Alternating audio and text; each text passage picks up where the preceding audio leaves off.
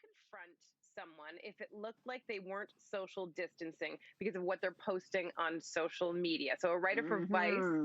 questions whether or not would be effective, or if you would just get blocked from interacting with this person. So would you confront someone if you noticed that it looked like they were not practicing good social distancing measures on social media, on their social media content? Listen, I try not to be Judgy Julian, but I'll tell you, and my friends will tell you too, I am not scared to pull up anybody if you're close to me. We all need to keep ourselves in check. I also need to be checked from time to time when it comes to what I am and am not doing in these pandemic times. There are some people, though, that I'm not close with that have just been brazen. They're not even trying to hide the fact that they don't care that we're in the middle of a pandemic. I don't call people out to say you need to be doing this. What I do hit up my friends and say is, oh, pandemic's over? Interesting.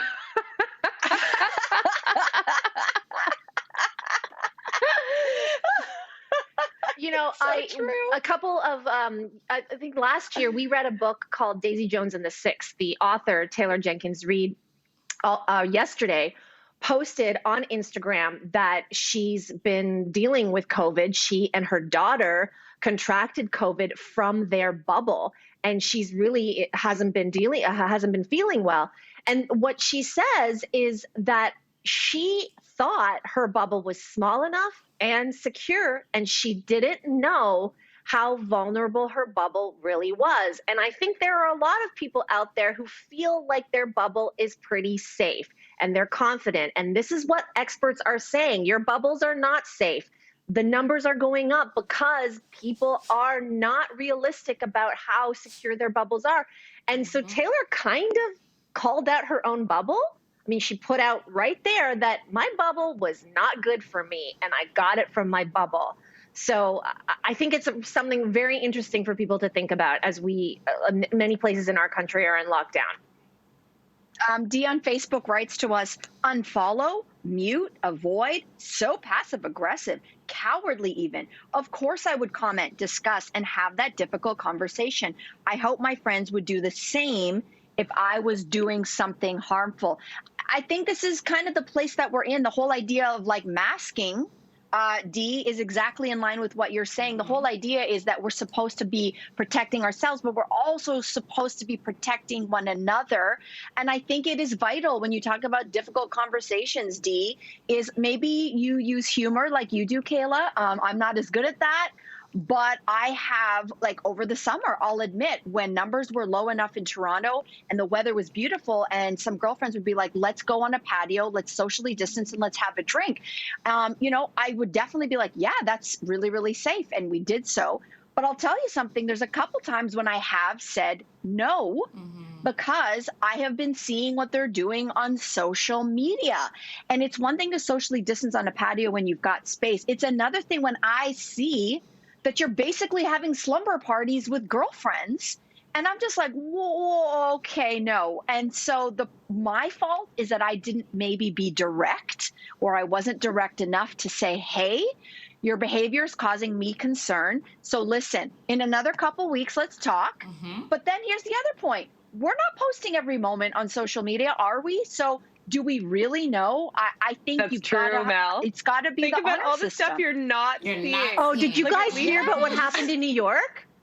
No. So yesterday, New York Magazine had a really great article about the underground party pandemic scene in New York City.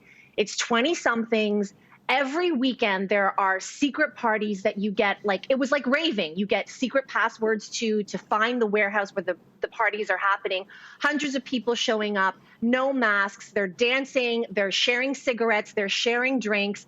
And it's become a scene. And part of the draw of the scene is that it's dangerous. It's the new thrill seeking.